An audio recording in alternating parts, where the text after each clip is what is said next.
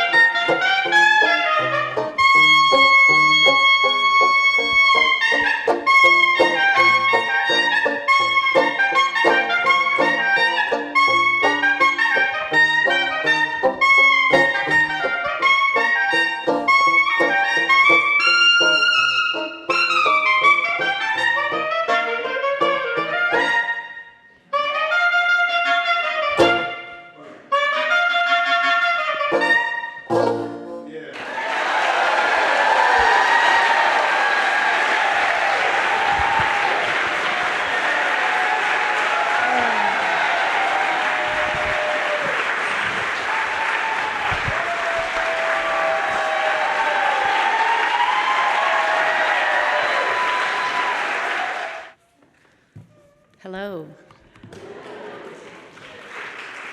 I'm Nicole Saylor. I'm director of the American Folklife Center here at the Library of Congress. On behalf of the entire staff, I want to thank you for spending this special occasion with us. We're thrilled to have so many National Heritage Fellows assembled here in one room this afternoon. Yeah?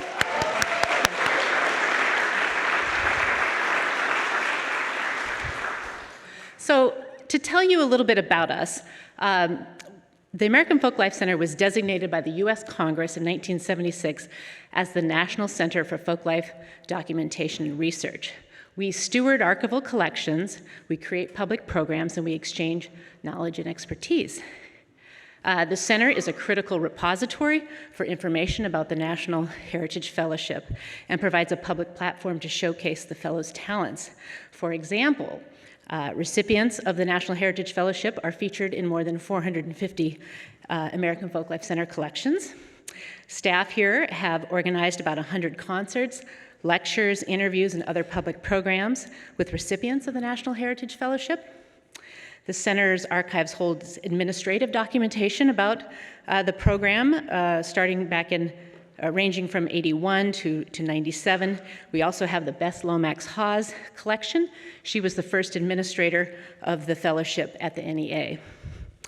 We've gathered all of these resources into an online guide, which you can access at guides.loc.gov/folklife-heritage-fellows, yes. And though for those of you, for those of you who are here in the audience, we actually have a QR code that you'll find in the displays in the foyer. And so we put together a small exhibit of just a few of the items that we have from the fellows.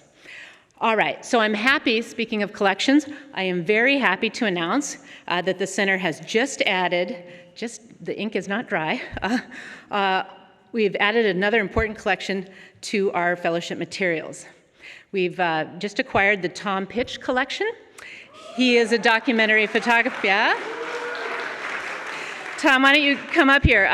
So he has worked tirelessly for the past 30 years to photograph over 250 National Heritage Fellows since '91, yes?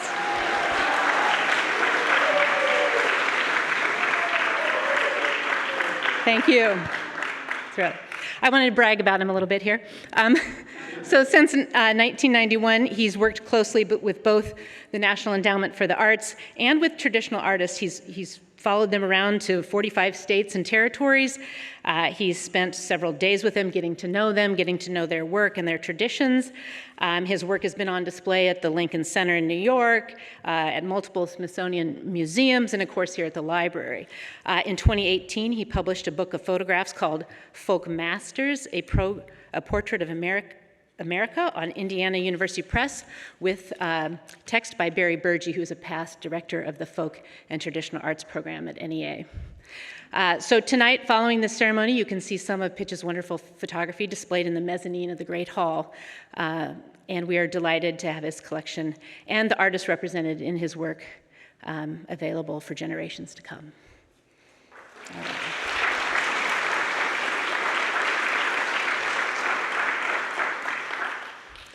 Okay.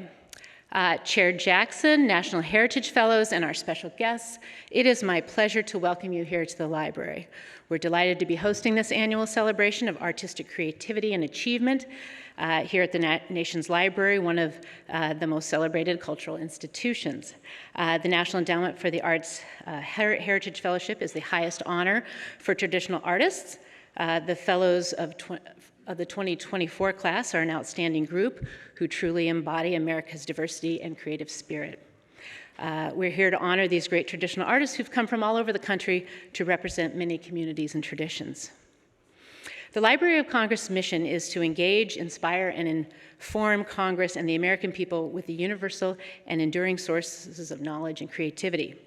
We're proud of this important collaboration between the National Endowment for the Arts and the Library of Congress because it helps us carry out that mission.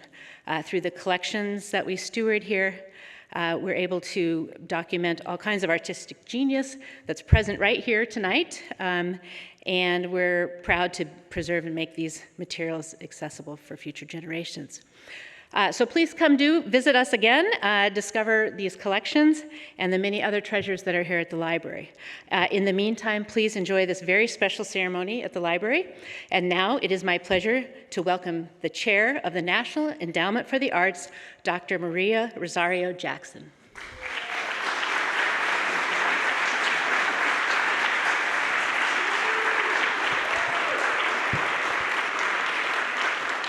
Thank you, Nikki. Good evening, everyone. Good evening. I love it when people respond. It's such a pleasure to be back at the Library of Congress to award the National Endowment for the Arts 2024 National Heritage Fellowships. Thank you to the Library of Congress and its American Folklife Center for hosting us and for your collaboration to maintain the National Heritage Fellowship archives. The archives are essential to ensure that these contributions are available for generations to come and accessible to everyone. The National Heritage Fellowship is the nation's highest honor in folk and traditional arts. Since 1982, the NEA has honored the many contributions of culture bearers who help us more fully capture and tell our nation's unique and varied stories. Together, these stories form a vibrant national narrative, one that uplifts our shared humanity and sparks our curiosity to appreciate our similarities and understand our meaningful differences.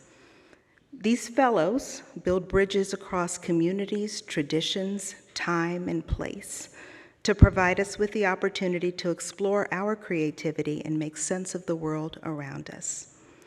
We are honored to have you and your loved ones here with us today. Thank you. Before we begin our awards, I'm delighted to acknowledge and thank a few people who have helped make this evening possible.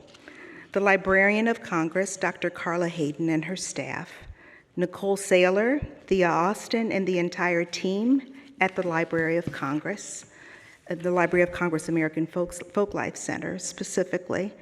Please accept our deepest thanks for your dedicated work and passion to preserve and promote living cultural traditions.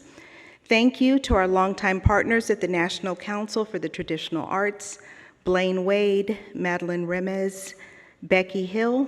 Thank you for your outstanding efforts to continue presenting and documenting America's living heritage. And finally, thank you to Erin Whaler, Jenny Turman, and Lauren DeMarco, Christine Gant and Liz O'Clair, and all the other staff at the National Endowment for the Arts who worked so hard to make this evening possible.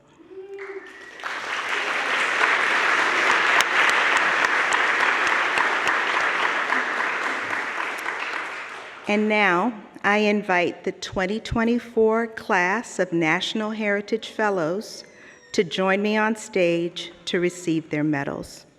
Erin Whaler, Folk and Traditional Arts Lead at the NEA, will join me to read the citations. Please join.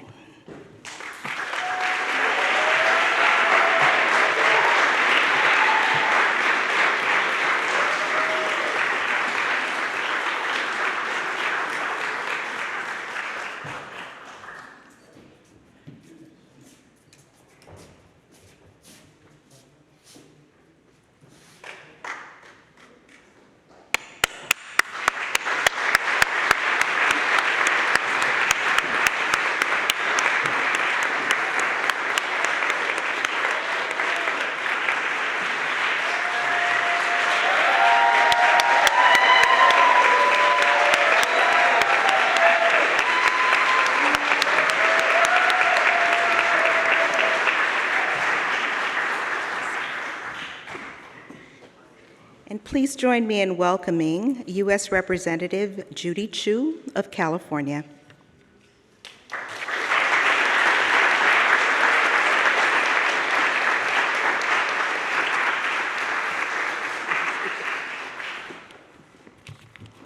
Hello, I'm Congressmember Judy Chu, and I'm thrilled to be with all of you at today's National Endowment for the Arts reception for this year's National Heritage Fellows. It's so wonderful being among such a talented group of individuals truly dedicated to your crafts and the arts.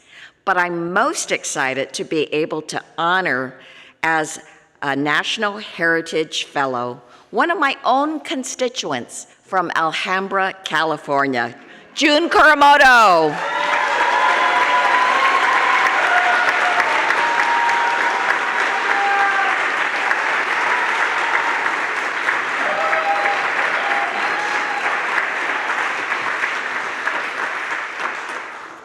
I am especially thrilled because I've known June and her band Hiroshima for decades.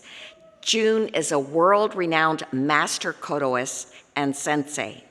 The koto, of course, is a 13-string instrument with origins all the way back to China's Tang Dynasty. It was first introduced to Japan in the 7th and 8th centuries. After June and her family immigrated from Japan to the Los Angeles area, June found consolation in playing the koto, which is the national instrument of Japan. Well, it was immediately clear that June was naturally gifted. In fact, her teacher, who was a renowned kotoist herself, recognized June as a musical prodigy. Over the course of the next 50 years, June would take advantage of that natural talent with hard work and dedication, perfecting her craft to become a kotoist respected across the world. June puts her own unique twists on the traditional sounds of the koto by blending it with American jazz instruments in her groundbreaking jazz band, Hiroshima. I've been a fan of this band for decades. Its unique sounds has captivated so many of us in the Los Angeles area. June's music bridges different cultures, sounds, and traditions into one beautiful composition. June has not only garnered global acclaim as a master kotoist, but has also inspired so many in the younger generations, particularly young Sansei or third-generation Japanese Americans, to take up the koto themselves. And it's no surprise that June has already received recognitions from elected officials, community leaders, the Smithsonian Institution, and now the National Endowment for the Arts. And I'm so excited to be able to be part of honoring her achievement as a National Heritage Fellow. So June, as you join the ranks of artists like B.B. King and Mavis Staples, yes.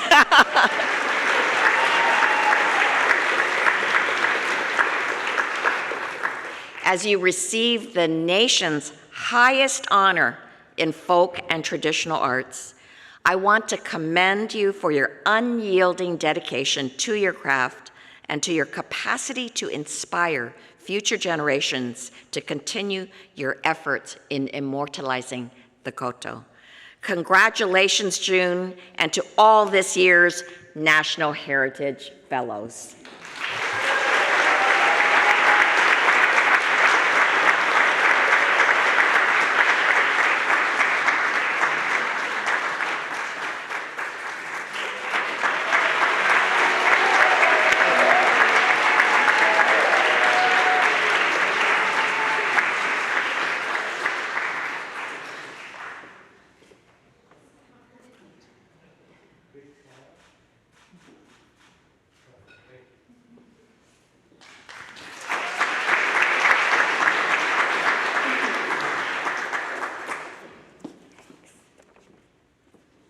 I'm sorry, I have to read. I know I am not the first. There were many trailblazers before me, and hopefully more after me. At the same time, there were those who surrounded me, held me up, and some even carried me through my life's challenging journey in quest to find identity and pursue my dreams. Being an immigrant coming to America with only my mother and 3 siblings, we were poor, faced with many hardships. I did not have the resources nor the opportunities to study Western music, only koto. But not having these opportunities turned to be blessings, as there were no known limits or boundaries. But having the foundation of being classically trained gave me confidence and strength when criticized and frowned upon.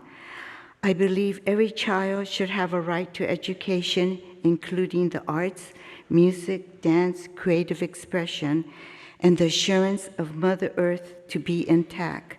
My plea is for everyone to do their part to help give this to them. Receiving this honor, I do not feel worthy. The same feeling I had when I received my degree in Koto from my teacher in the Miyagi School of Koto. When I expressed that to her, she said, "Then I must work hard to live up to it." I hope I live up to this prestigious honor. Thank you foremost to my daughter, Lonnie, who had to live, as I think she must have felt, like an abandoned child, while her father and mother toured all over the world with Hiroshima. My mother, for her unconditional love and support, with her deep wisdom and compassion. To Dan and the band members giving me the opportunity to step out of the box.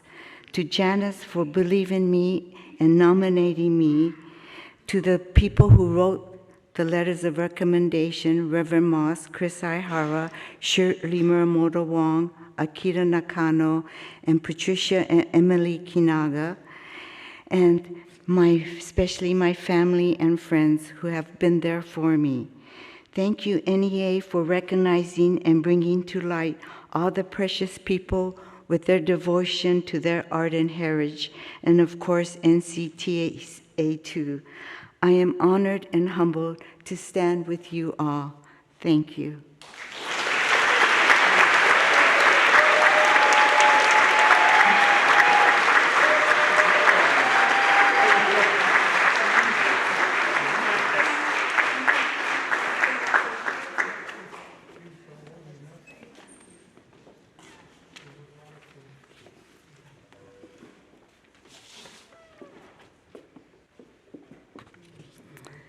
Please join me in welcoming U.S. Representative Teresa Ledger Fernandez of New Mexico.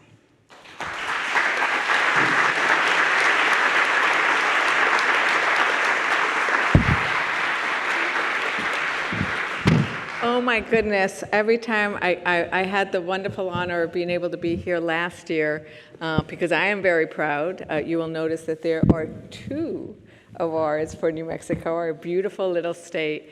And I always say I'm Congresswoman Teresa Ledger Fernandez, and I have the honor of representing the beautiful and beautifully diverse 3rd Congressional District of Nuevo Mexico. And it is wonderful because we are a state that believes in the creative industry. 1 in 10 paychecks in New Mexico comes from our creative industry. We honor herencia y cultura, we honor culture and heritage. We realize it is part of who makes us who we are. It makes us proud to be New Mexicans, whether you're from Navajo or Zuni or Taos or Las Vegas, where I'm from.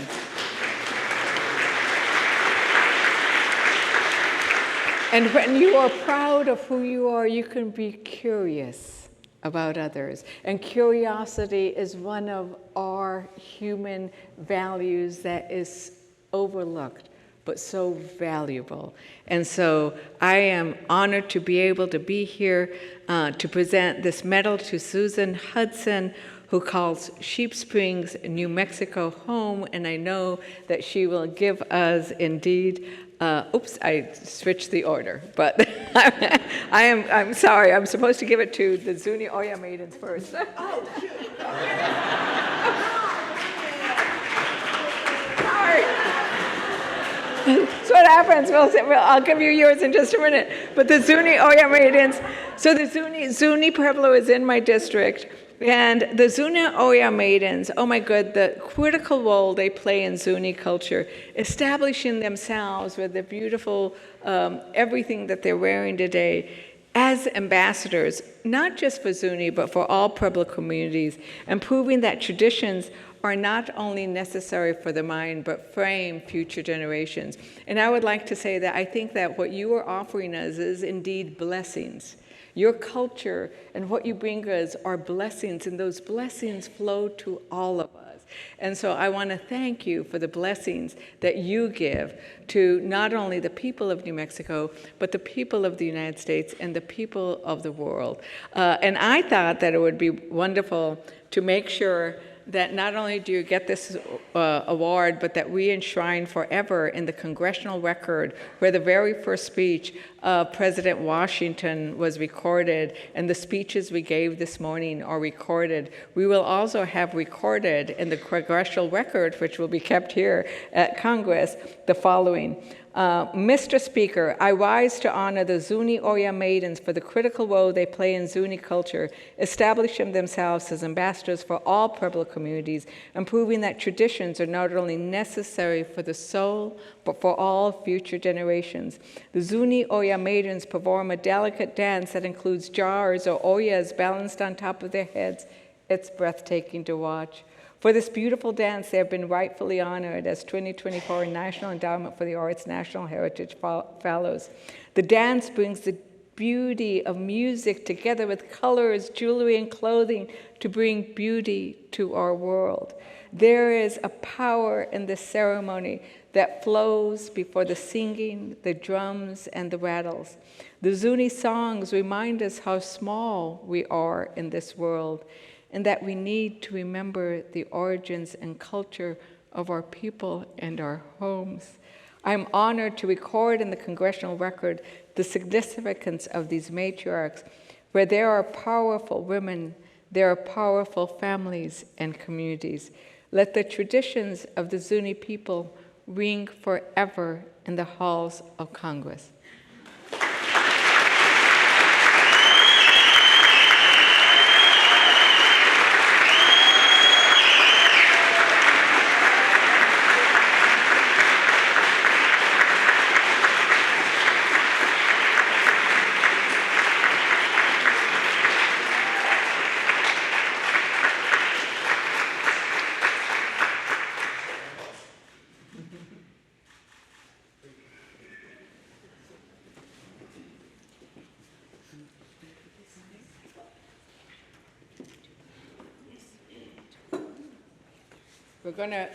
We have lots of medals too, but we're going to place on 2 and others will receive them later.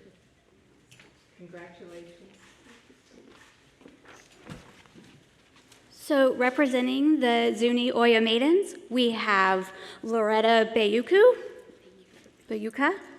and Juanita Ida Akayo. And we also want to recognize the group. We have the rest of the group on the front row.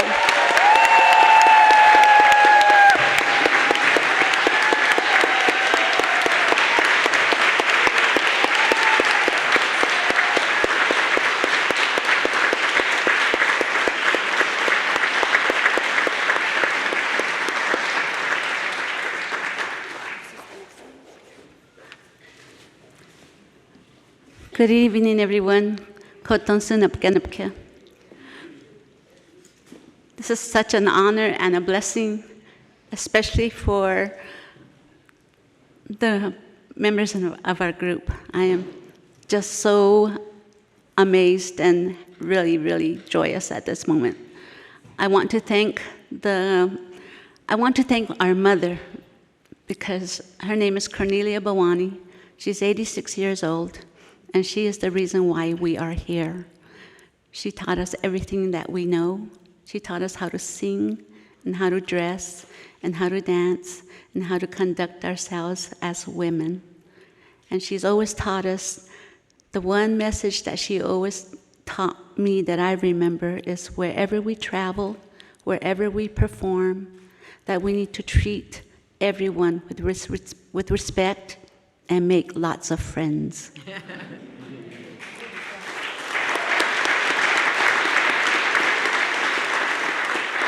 But most of all, I really want to thank all my nieces and my grandnieces for their willingness to be a part of this group, and my sisters. So, elakwa, and thank you.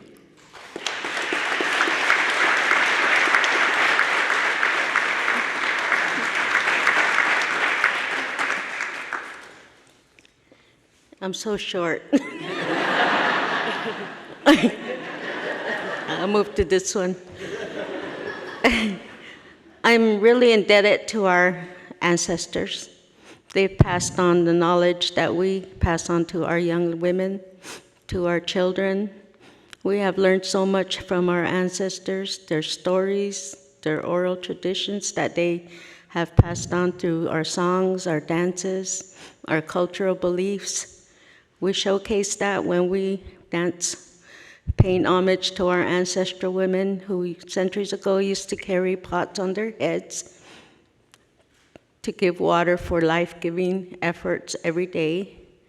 We give thanks every single day when we get up in the morning. We give thanks for all the things we receive. Our ancestors taught us that. The blessings that we receive, we give to everybody when we perform. We ask that they travel in safety, that you get to your homes, that you pay respect to each other, that the blessings that you receive, you pass on to everybody else. I'm so thankful to be here today. All the entities that have given this small Pueblo woman a chance to be a national treasure has really, really impacted on all of us. I give thanks to my family that are down here because they do a lot for us when they travel with us. I give thanks to my family at home, my son Cody. He takes care of my mom when I'm not there. He never asks me anymore, Mom, how long will you be gone? Because he knows I'll come home to him. I give thanks to my nephew DJ, who also picks up the reins when we're not there. All of us have extended family members that support our travels and our endeavors, and we are indeed very, very blessed. Elakwa to everybody who has helped us on this journey. There's so many people to thank. I do want to thank Thomas Richardson, Blaine Wade, Becky Hill. Becky, you're the bomb.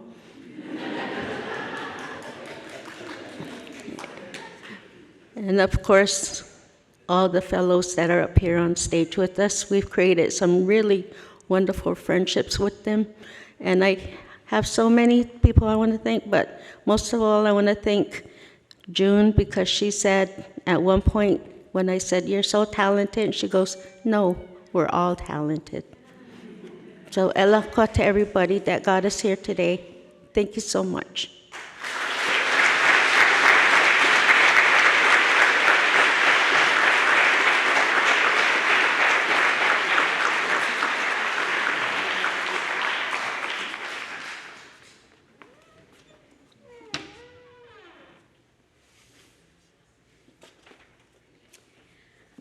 I would like to welcome Susan Hudson to the front.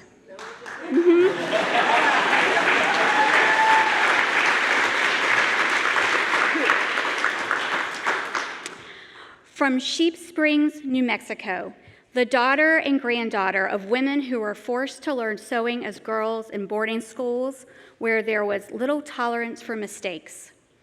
A maker who re-envisioned traditional star quilts into contemporary ledger art quilts that honor the hardships of her ancestors and illustrate the proud history of the Navajo and Diné people.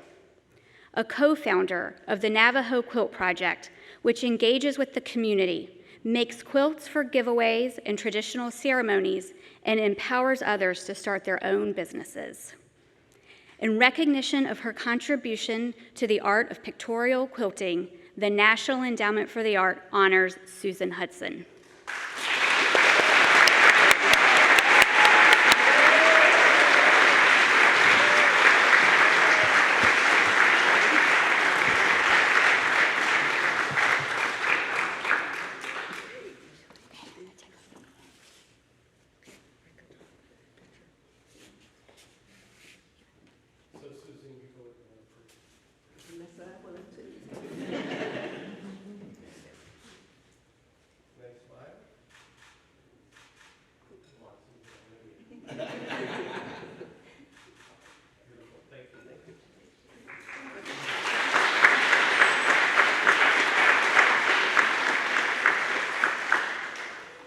Hi, Yate, Susan Hudson, Kiani, Destiny Basha Shin Tabahada Shache Nakaida Nationali.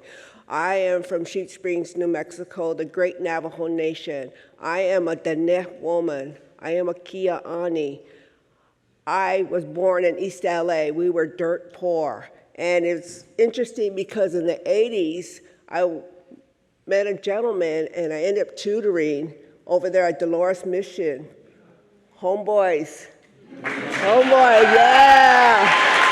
Homeboys. Gotta give a shout out to all of them. How all this started was a man named Senator Ben Nighthorse Campbell told me my quilts were boring. Well, of course, being the female that I am, I'm gonna show him. So what I did was, him and I talked after we had a few words, and it went my way, of course. So we talked about ledger art, and it's evolved from there. I should not be standing here receiving this award. I should not be having to make these quilts to talk about the atrocities that happen to our people. I should not be having to make quilts to bring to the attention the epidemic of missing and murdered indigenous relatives. I should not be making quilts talking about the trauma and the brutality and the atrocities that happen to the children in boarding schools. I should not have to be telling our stories of forced removal, being put in camps, being starved, my people dying from illnesses, diseases. I should not be here. But you know what? The world's not pretty. Government's not pretty, and religious organizations are not pretty. I'm gonna stand here, and I'm gonna make my quilt, and I'm gonna stand tall, and I'm gonna stand proud, and I am gonna tell the stories of our history, and you're not gonna take away our voices. I'm gonna stand here and tell stories about our ancestors, and especially, I'm gonna tell the story of my mother, Dorothy Woods, who survived the brutality and atrocities that happened to her in toiling and boarding school. I am the link to the past. I am here. I am the link to the future. I have grandchildren, I have children. My descendants will be telling our stories. My descendants will remind your descendants of the things that happened to our people. Think about that. But I appreciate the award.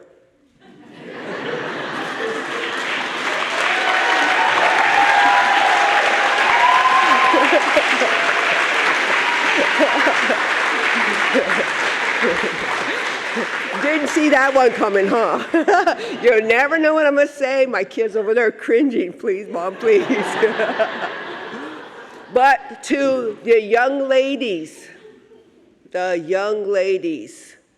young men, stand strong, tell our stories, know who you are, and don't let anybody degrade you for who you are, no matter what color, what gender, what beliefs you have.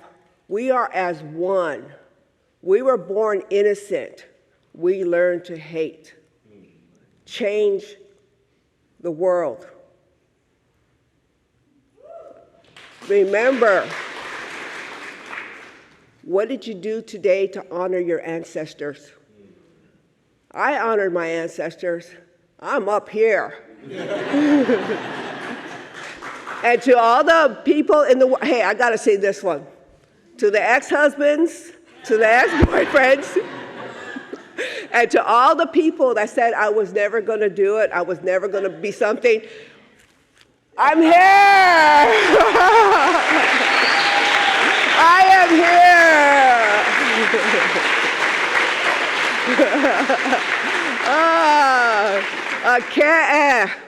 Everybody safe travels, walk in beauty, and to acknowledge the indigenous peoples whose lands we are now walking on.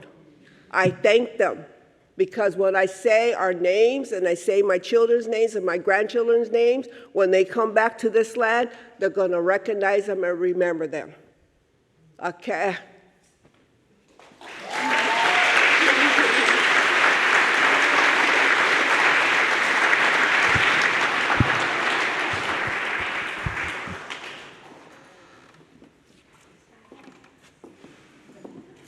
Please join me in welcoming U.S. Senator John Bozeman of Arkansas.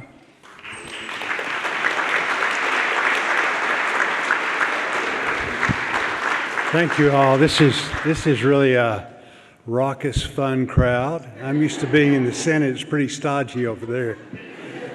But I want to thank you for the opportunity to join you to celebrate such a distinguished group of individuals. This is a fitting location to recognize the achievements of the National Heritage Fellowship honorees. The collections in this building preserve the stories of our history and the men and women who have shaped our country and continue to make it so exceptional. I'm especially proud to help acknowledge and congratulate Pat Johnson of Pocahontas, Arkansas.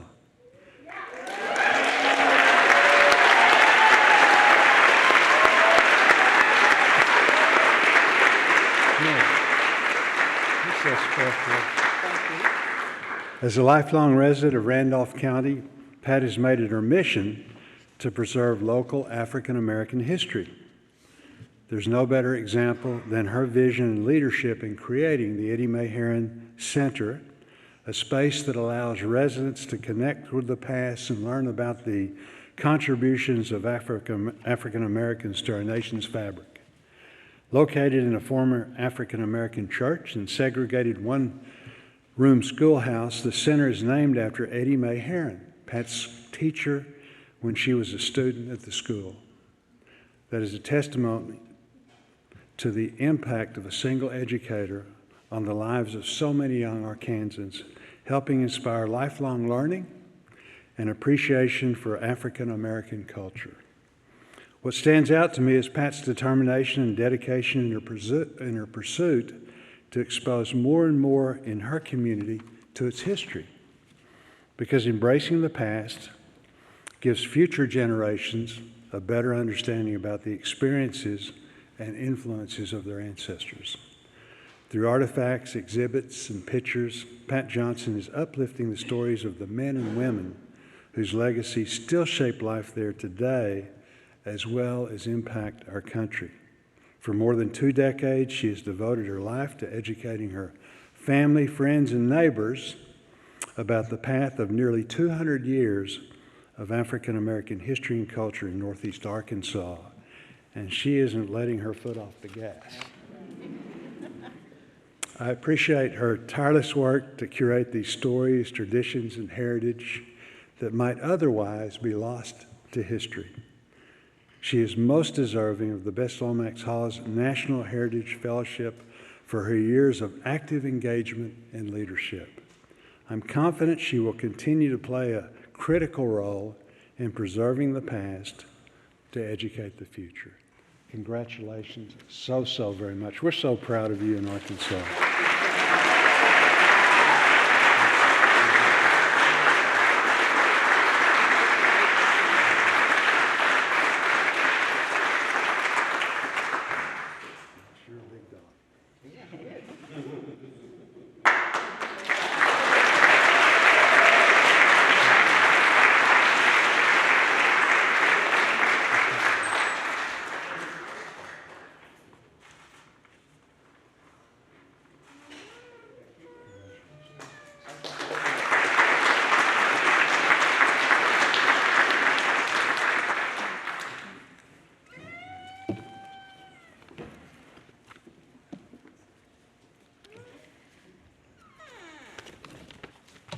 I'm just really overwhelmed. I'm deeply honored to be here tonight to accept this award. This is a once-in-a-lifetime honor, and I never could have imagined that I would be recognized in this way for simply working to preserve something that I love as much as I love the Eddie Mae Herron Center. This was the place where I and all the African American children in the community went to school when we could not go to the mainstream public school. This was the place where for many, many years, kids like me learned our studies from the school's only teacher, Miss Eddie Mae Herron. In that one-room school where she taught us in grades 1 through 8, and where she even taught our parents how to read and to write in the evenings before there were even night classes. I want to acknowledge, in accepting this wonderful award, the efforts of so many others, including groups and organizations without whom I would not be standing here tonight. This includes the board of the Eddie Mae Herron Center, Black River Technical College, the city of Pocahontas, and countless individuals. They have supported all of the work that has been done. They have supported the work to restore the building built as an AME church in 1919, to nominate the building to the National Registry of Historic Places, to secure funding to support our work and our activities at the center, to bring studies of all ages to the center and to the college where they can learn about the African American heritage in our predominantly white community, to educate the public about and to preserve the African American history of Randolph County through our local genealogists, to serve as a meeting place for annual events, bringing together all ethnic groups where we have conversation, where we can meet, where we can sit down and eat together and understand each other, and better understand our shared heritage. Last but not least, I want to thank Dr. Lauren Willett with the Arkansas Folk and Traditional Arts of the University of Arkansas for nominating me for this award for the Best Lomax Hughes National Heritage Fellowship. Thank you all so much. That was wonderful.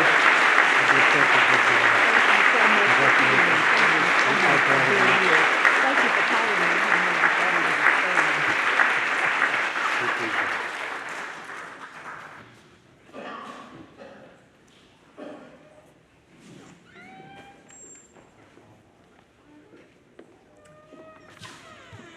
I would like to invite Bril Barrett to the front.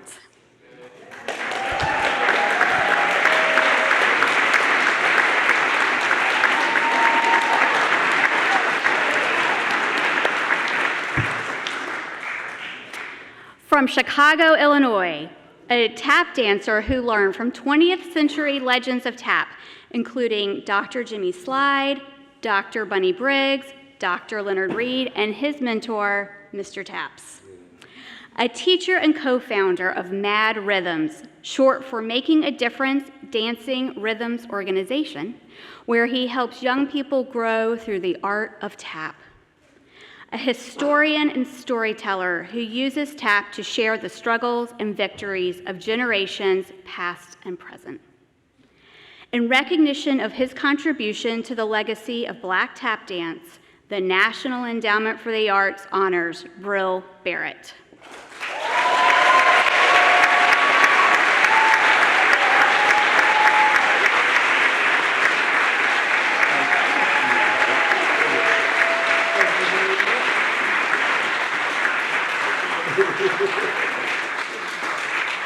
You're welcome to that.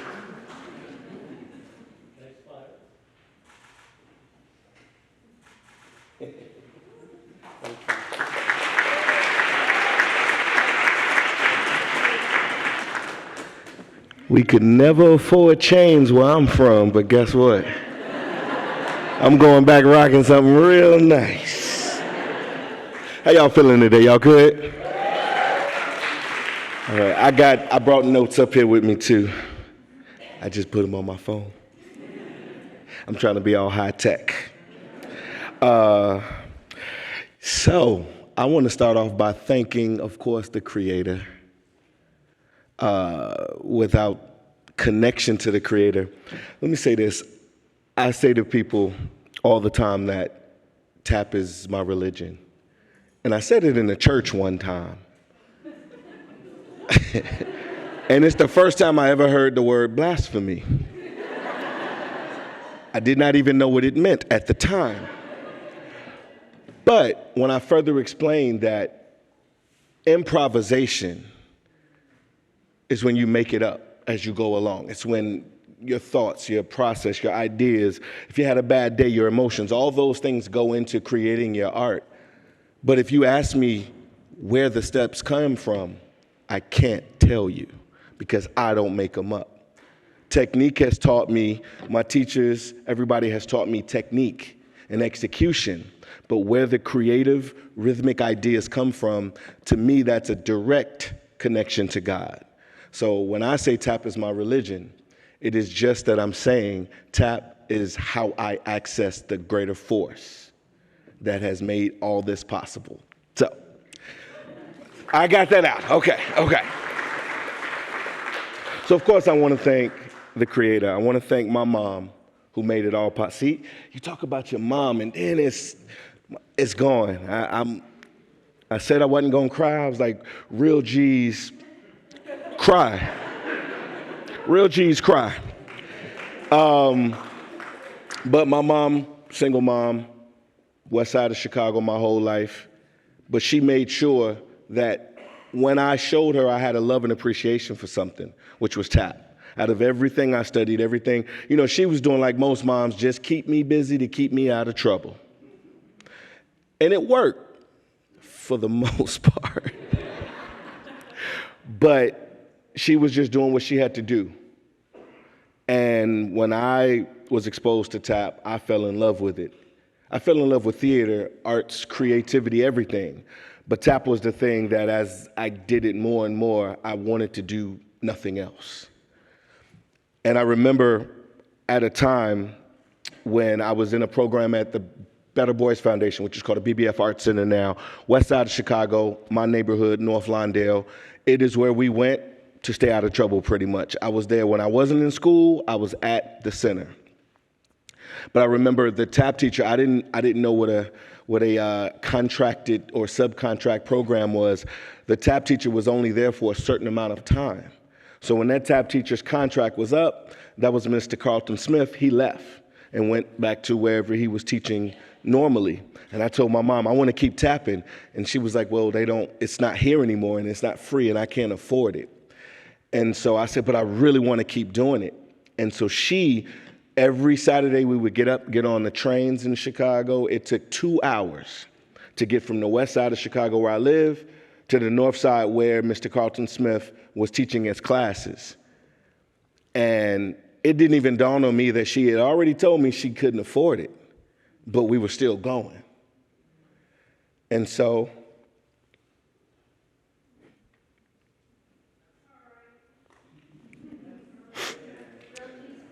That's right. I saw her giving, counting out $5.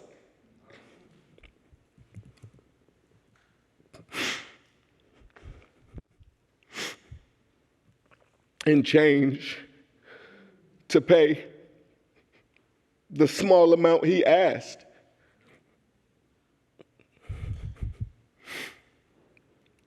And because of that, I could do this.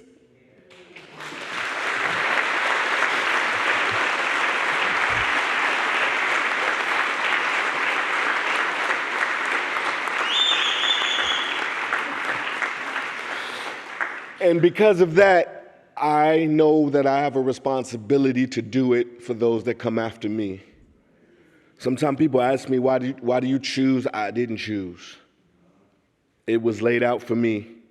It was done for me. I have to do it in return.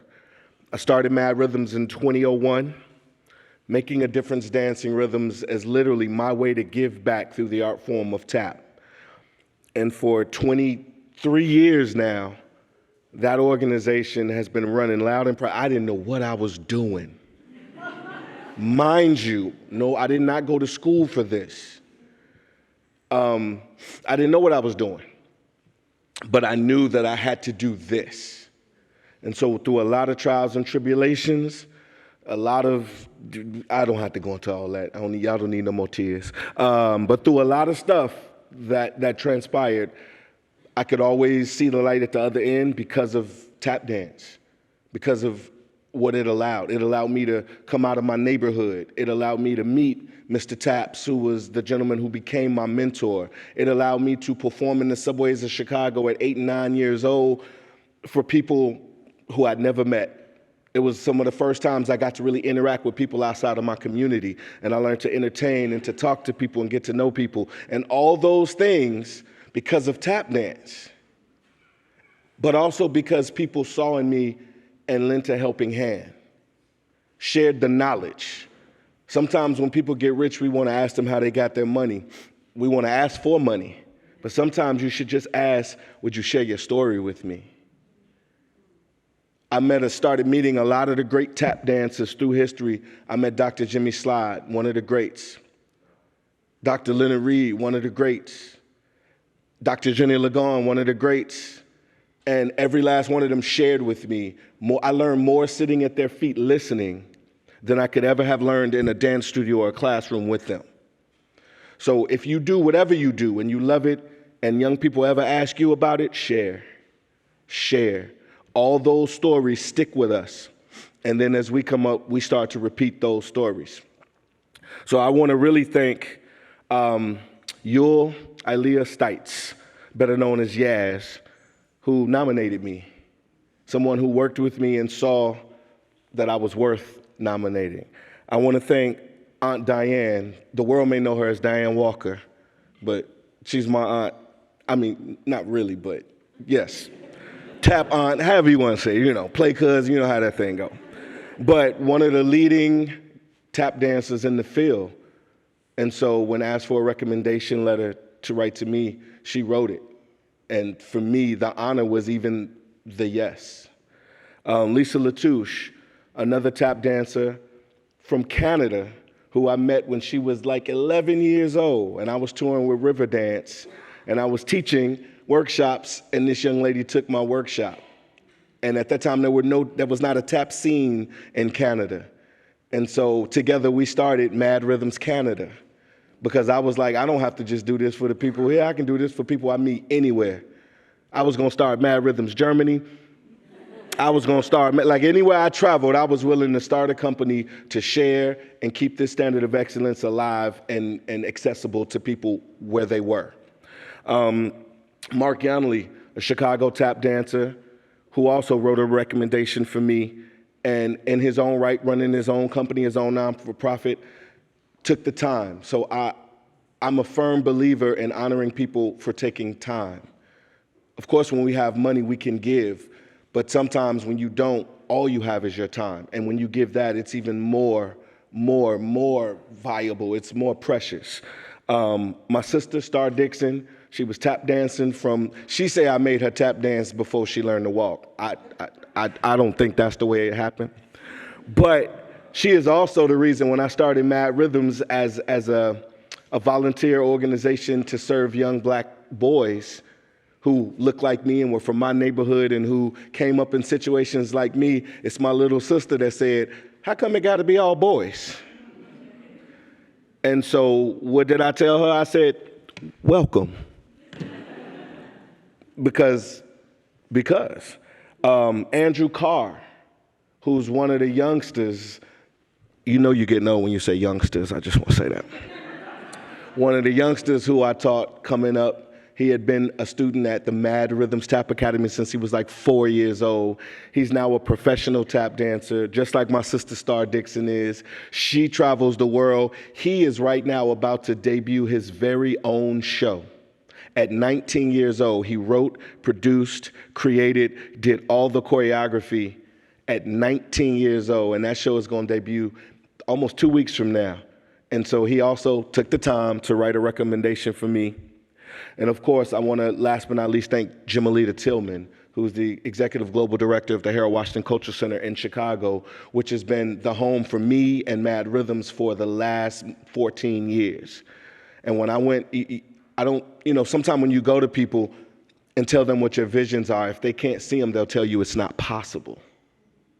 So it's very rare that you find people in your life that when you share your vision, they say, I see your vision and I want to help you reach your vision.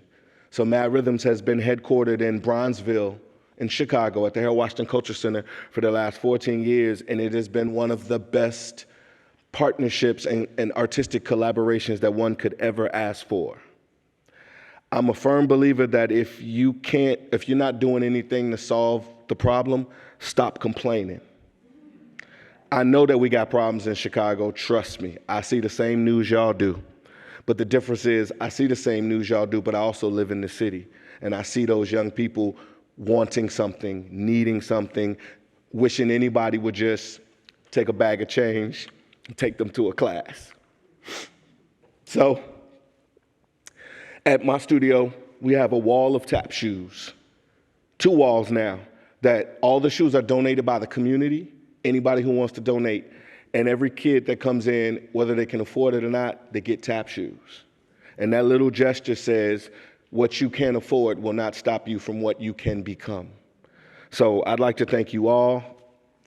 I'm appreciative, I'm mad appreciative, get it? See what I did there? Of this award. And a lot of times it's not easy for us that do what we do to take this attention for it, because we do it because we love it and we're called to it. So I just thank you all. I thank the NEA for taking a moment and recognizing what I do and that I'm gonna continue to do it. Thank you.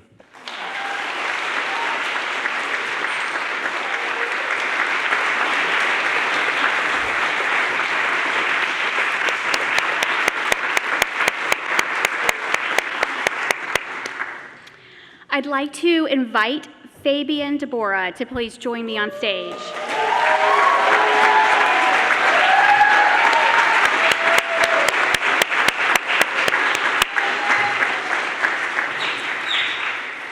From Los Angeles, California, a first-generation Mexican-American and self-taught artist who used his art as an outlet from his incarceration, struggles with substance abuse, and its impact on his mental health.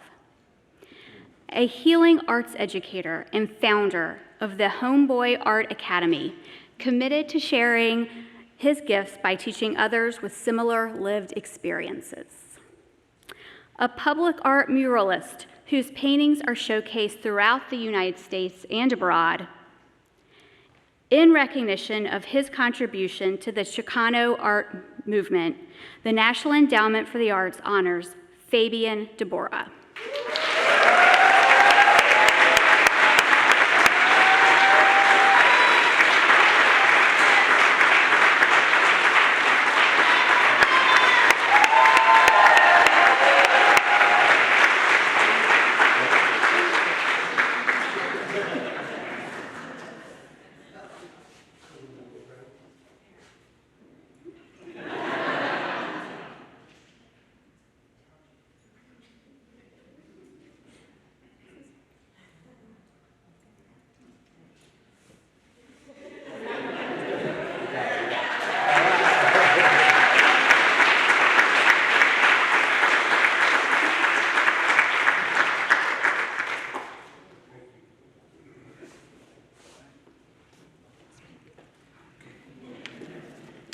All right.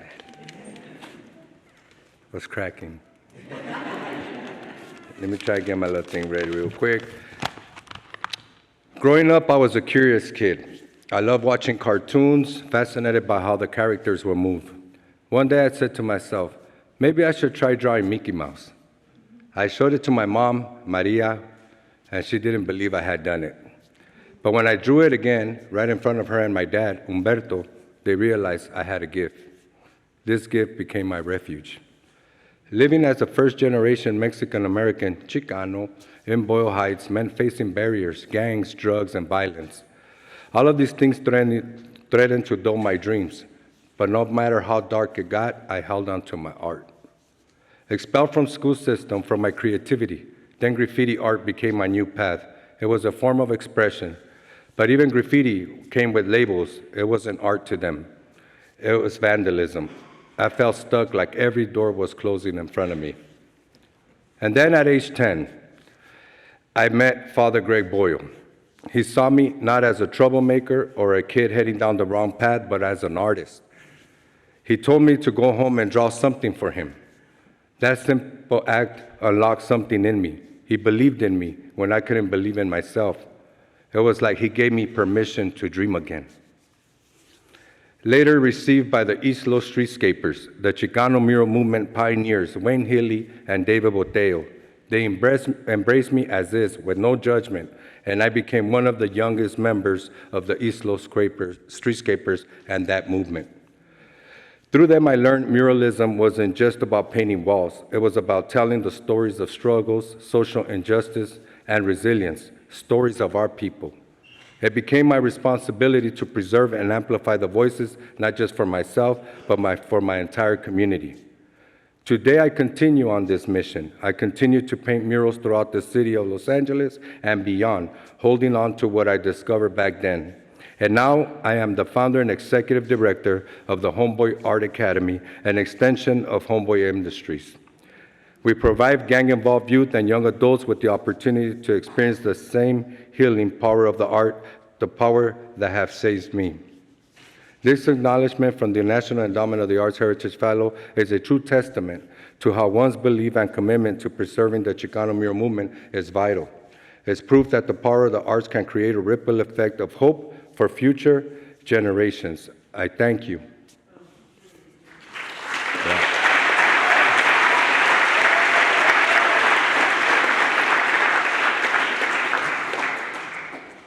And special shout outs goes to my beautiful mother, Maria Debora, who stood with me through her unconditional love, no matter what space I was in, from the principal's office to the probation department to the LA County Jail. My jefita was always standing there.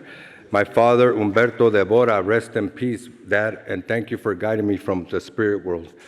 I want to thank all my loving family, and especially my wife, Elizabeth Cuevas, tú eres puro corazón, and my life, my children, for standing with me through my life's journey. To Father Greg and my Homeboy Industries family and community, I thank you. Homeboy, they're here right here with me.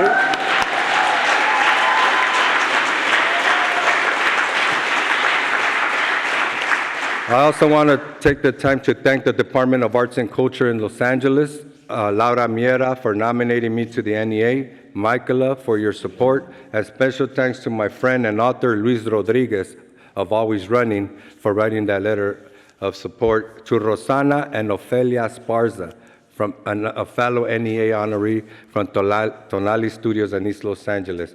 My son Fabian Jr., who is accompanying me here today, I love you too, son.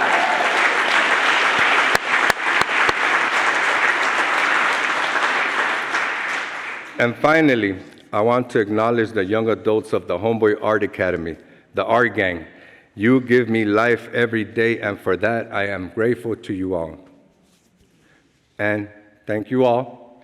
Y que sí se puede, sí se pudo, y sí se puede. Art is life.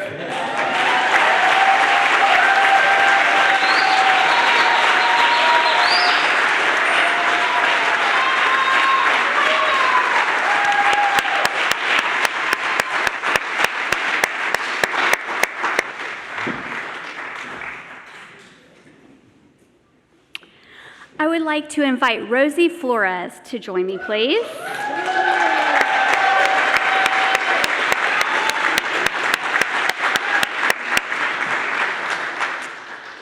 From Austin, Texas, a woman playing in the male-centric world of rock and country. a widely respected lead guitarist in a string of notable bands who helped lay the foundation for the alt-country movement and performed along the cowpunk circuit.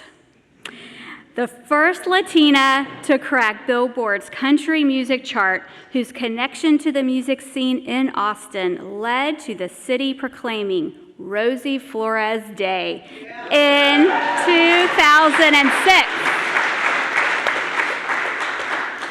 In recognition of her contribution to rockabilly and country music, the National Endowment for the Arts honors Rosie Flores.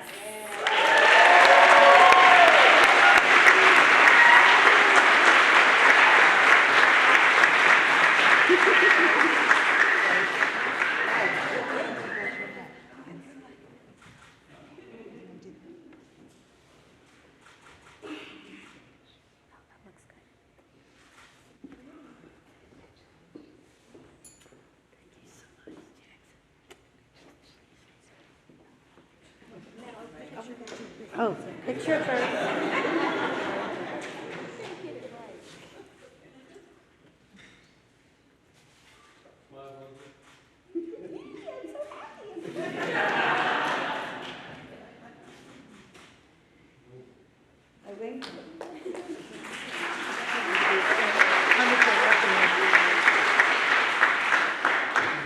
Citation, medal, photo, remarks. All right, I'll get it straight. Oh my gosh, this is such an amazing honor to be here with all these amazing other artists. And excuse me, I've been raging. I have a little bit of hoarseness here. But it's been such a great experience to be here with everybody and to accept an honor like this that I never really thought a little girl from San Antonio, Texas could ever get. My parents moved me to San Diego, and I went from San Diego with an all-girl band to Los Angeles and worked with other girl bands and worked with some amazing musicians in Los Angeles and started recording and made lifelong friends with amazing musicians that I could have never gotten here without their help. When I was a young girl, I knew that I wanted to be a singer, and my first teacher was my teenage brother, and he said, "Wow, you're picking this up so fast." And I said, "Well, it's easy for me to learn because I love it so much." I was so passionate about it, playing the guitar and singing and writing songs. And, afterwards, I got songbooks by Bob Dylan and Joan Baez, and my parents were so supportive. My father bought us gear, drums and amplifiers and everything, and all of a sudden I had a job to do.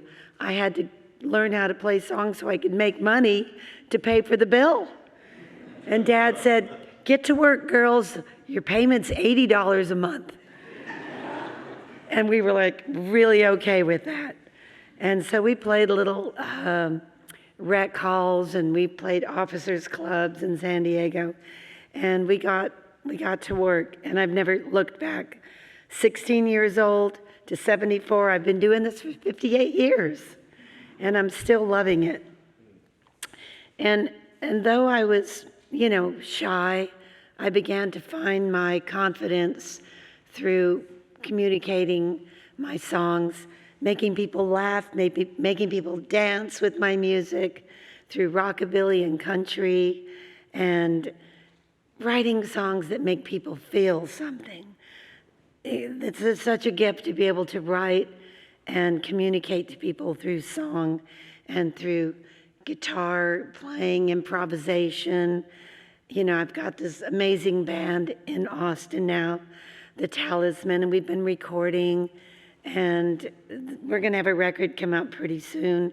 I've been working also with the Blue Moon Jazz Quartet, working with Jim Stringer, and it's just, to me, I just feel like the luckiest person in the world that I can make music, with such great musicians, and to be,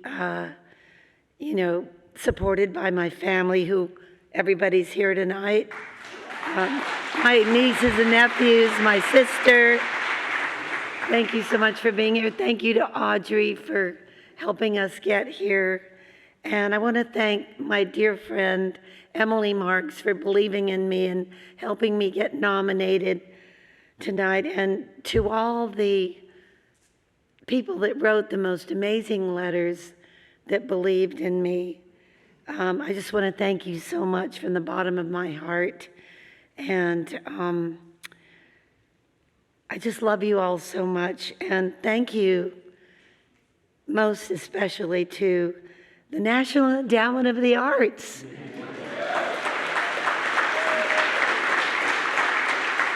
They're such an amazing group. And this is an incredible award. And now I'm a national treasure.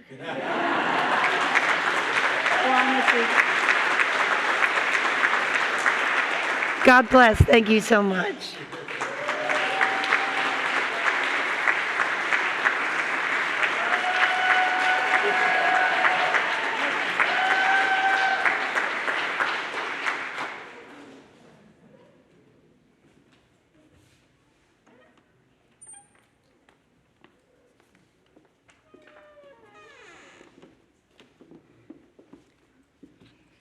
Please join me in welcoming U.S. Senator Lisa Murkowski.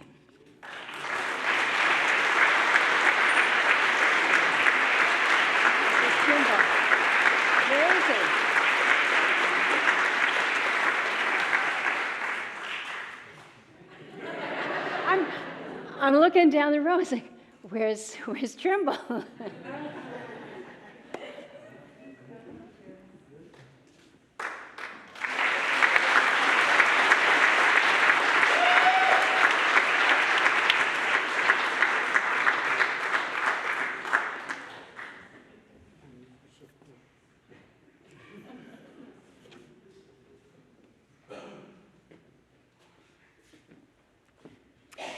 I can't tell you how honored that I am to be here today in Washington, D.C., to honor an elder, a treasured elder, a veteran, a respected culture bearer, and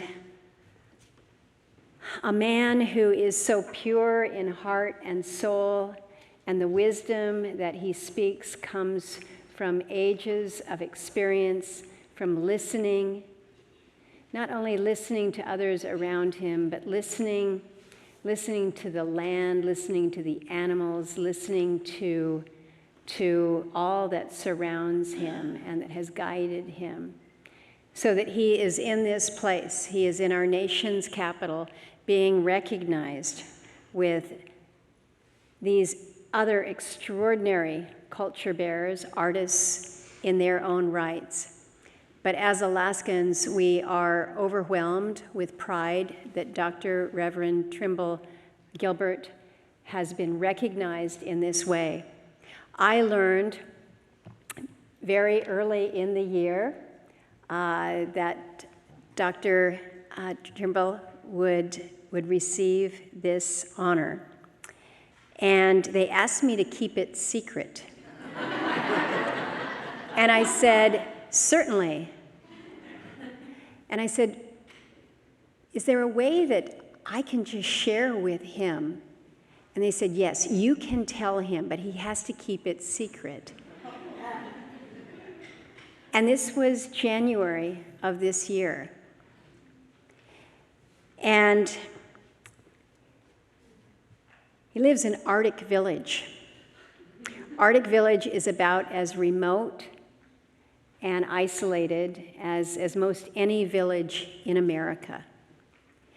And I had an opportunity to fly out to Arctic Village, where the sun doesn't start to come up until about 10:30 or 11, maybe, and then goes down by about 2 o'clock. And I think I was there for all of those few hours of daylight. in order to be able to recognize him in the community tribal hall and to reveal the secret to the people there in Arctic Village. It was pretty special. It was pretty special, but he is extraordinarily special as well. And the people of our state know it, and now the people of the United States of America know it.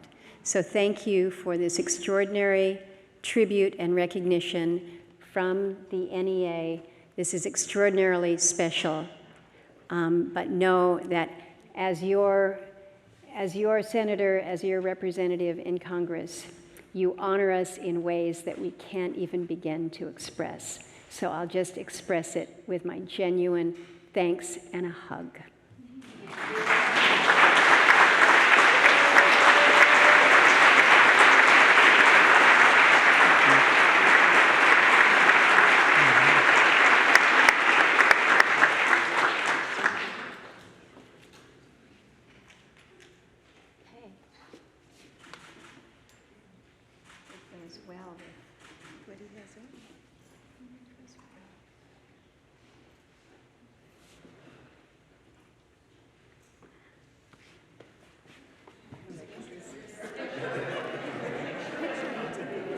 Thank you very much, Senator McCoskey.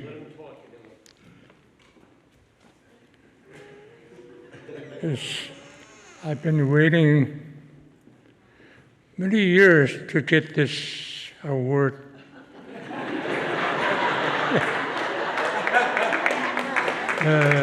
I don't even remember how the years I was in Port Townsend. That's where all the Fiddler from all over there. And I was there for 3 years, and then they asked me to get this award, but I didn't apply for it. But the last few years, it's somebody, I'm getting a lot of support from Alaska. And so I'm really, really happy about this. Hopefully, we've been working with children's music. In Alaska, when it's cold weather, it's really hard to catch a plane to another village, and when it's 30 below. But one of the ladies, she's my boss, and including my wife too. But my wife was helping us with the rosin. Before we start the program, she always rosined all the bowls. And hopefully she could watch me tonight when I'm here. So I'm a kind of person. I was born. And I was born in the way I'm feeling about the people, different nationality and different cultures. I've been traveled to different places a lot of times, and first thing I got into the community, first thing I need to know that their cultures. So I study a little bit before I start out. How did they survive in that country, and what kind of language they spoke? So as soon as I understand how they survive and how they live on that country, and then I have to keep my language, talking to the people.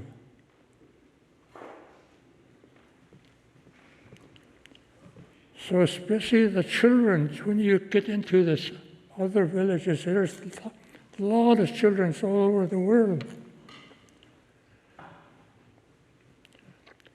Sometimes you get into the communities and we don't know too much about the life there.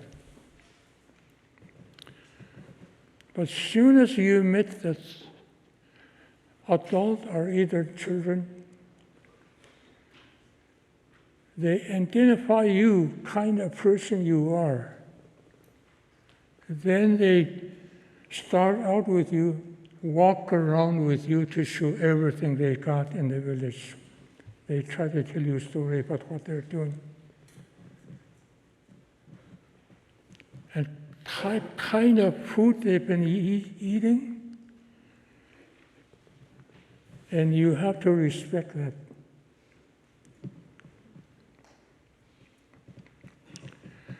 So we have to understand how they live, kind of people they are, and then they try to do something about what's going on in the village, what kind of resource they have. The reason they want to tell you about that, especially the teachers, and sometimes teacher arrives, they walk around with teacher and they try to show them everything, what's going on. And then they're telling a story to the teachers. So there's a respect. So I respect different people and the nations. I feel great about people, different language. The way I feel about you are my neighbor. From my bottom heart, I respect every person in this world. That's what my mom told me to do. She told me also, don't get in front of the people. If somebody needs to sit down, go ahead, give your chair to the person. That's really, I keep it in my heart to work with the people and spoke to the people all the time.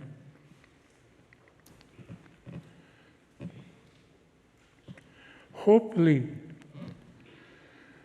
I live way up north. I live northern part of Alaska all my life. I do know what's going on all over the world every day.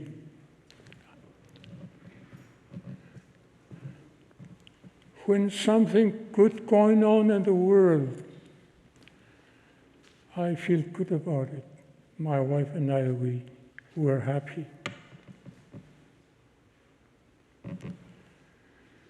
So we live in the great country of the United States. I was in the reserve one time I'm retired from that early day. When I see my flag, United States flag, I have to salute it. Flagpole is another one. We are very lucky to live in the great state of the United States. Hopefully, all the people and the nation of the people work together in unity. That's what we need. I was born 1935. I remember since 1940. I'm 89 years old. Every day is a good day for me to live.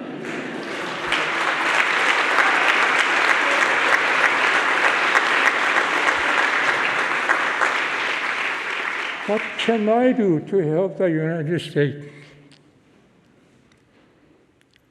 The first thing, I'm the veterans. I do want to help our state of the United States. So I did. But I'm getting older and older, but I want to do, what can I do to help my people? How about the children? Millions of people we have in the United States, especially the children and elder. They need to hear a sound, good words.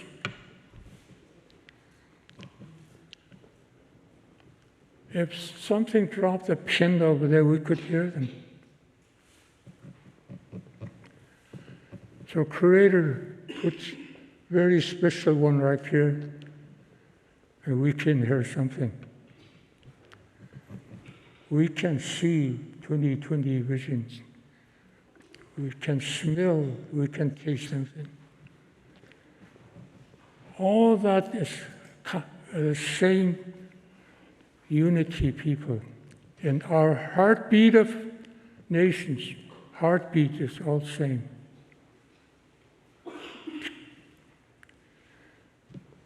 So the way we should understand each other, we should become one nation of the United States. Many times I want to be here and talk to the people, leadership. So we can start out with a better future for the generations to come. We can teach them now, not later. So I'm very glad to be here. I asked my grandson, there are two of them right here, and one my granddaughter here. The reason I want them to come with me, hopefully they can start the way I did for the people, so that we can be happy together at all the time, and we are the citizens of the United States. So God bless you all.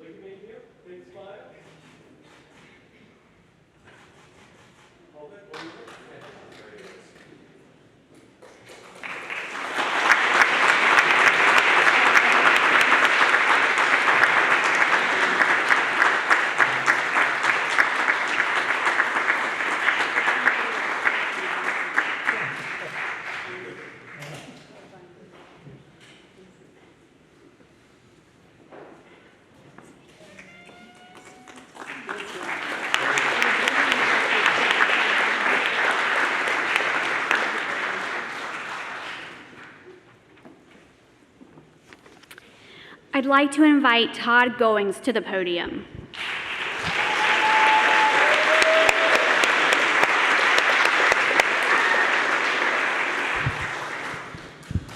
From Marion, Ohio, an expert wood carver keeping a century-old interactive art form alive.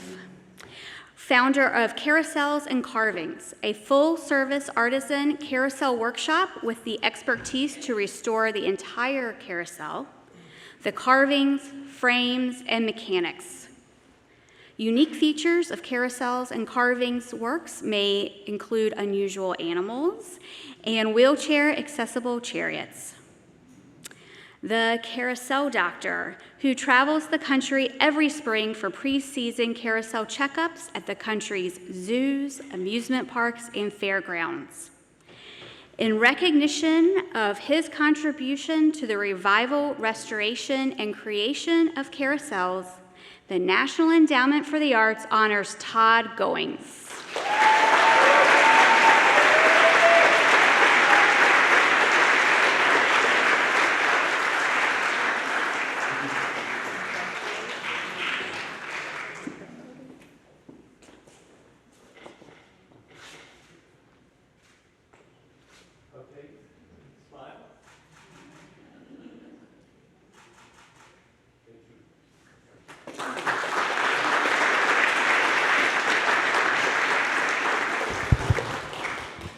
Thank you, everybody. First, let me thank the NEA for seeing fit to bring me all the way here and include me in this wonderful group of people here that are just amazing to me. I can't believe it, all of you. It's been a great few days spending with you, learning about your cultures and your own disciplines. It humbles me, and I'm very proud to be a part of it.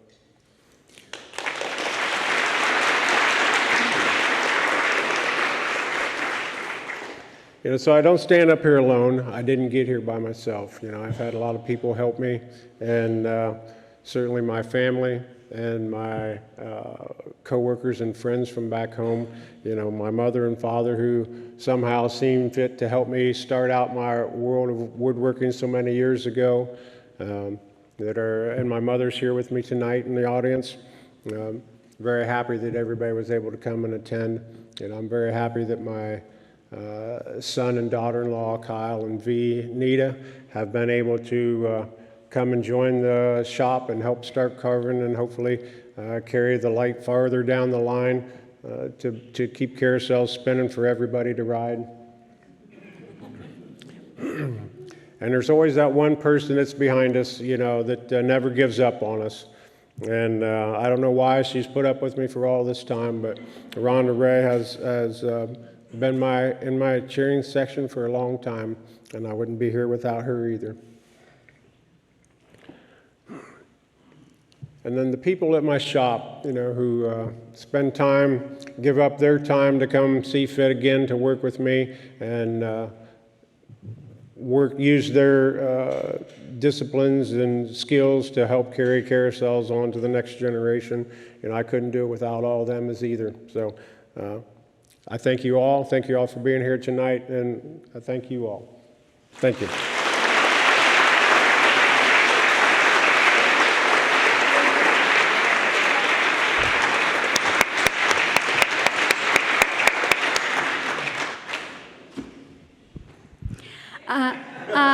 I would like to invite Socheta to the podium, please.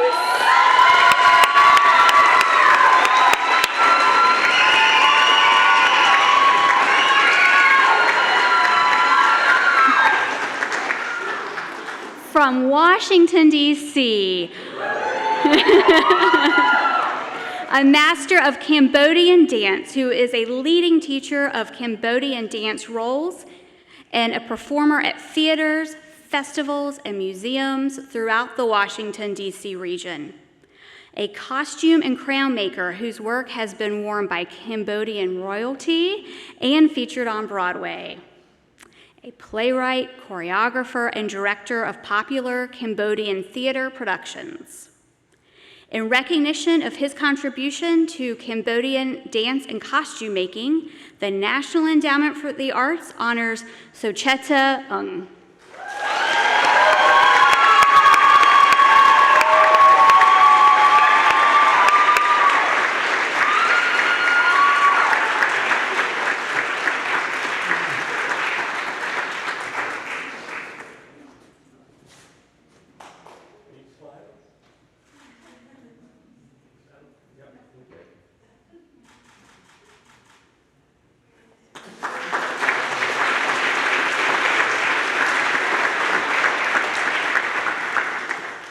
Good evening, ladies and gentlemen.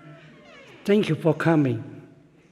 First, I'd like to thank you for National Endowment of Art giving me opportunity to get an award.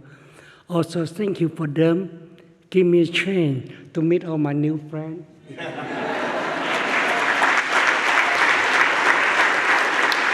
And thank you for all the staff. All of you so wonderful. Help us for the last few days feel so at home. Thank you again for all of you.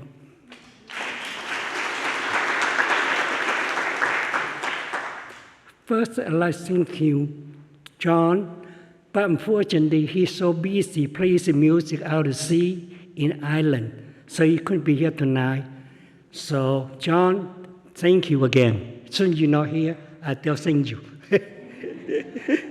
And I'd like to thank you to all the people helping write a wonderful letter, recommend me, and I thank you from bottom of my heart. You know who you are. And also, I'd like to thank you to the Cambodia Temple, provide me the space to help let me teaching my class, my art, all those 30, 40 years. Thank you, the Cambodia Temple. Thank you.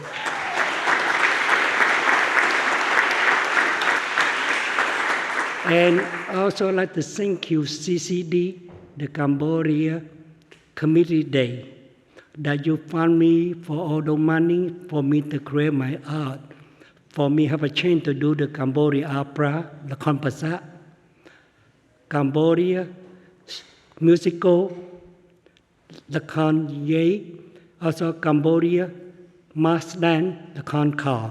I appreciate all of you, even you're not here, I say thank you. And I'd like to thank you, all the people in my life, my student, my dance partner, everybody that helped me get to here today. And all you know who you are, and I appreciate it. Thank you. Thanks again, everybody.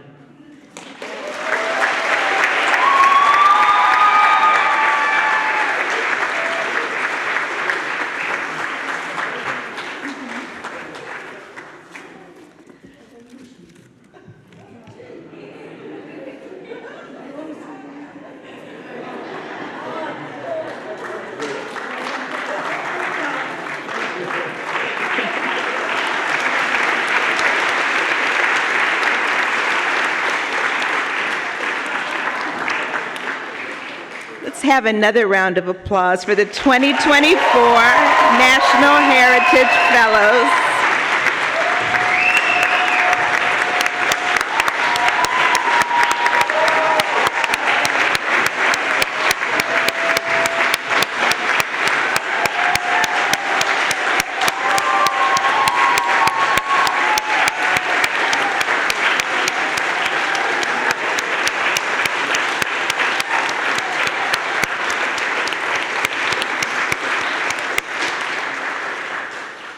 Thank you to everyone here for joining us for this really beautiful and meaningful celebration.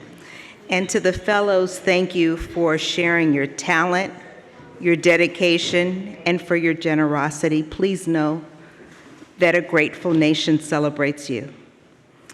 And now I'm going to turn things over to Aaron Whaler.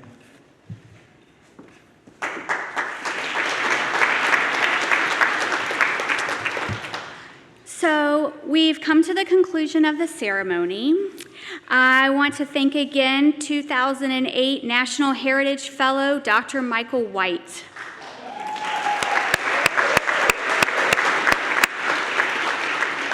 His composition tonight was titled Heritage Bounce and composed especially for this occasion.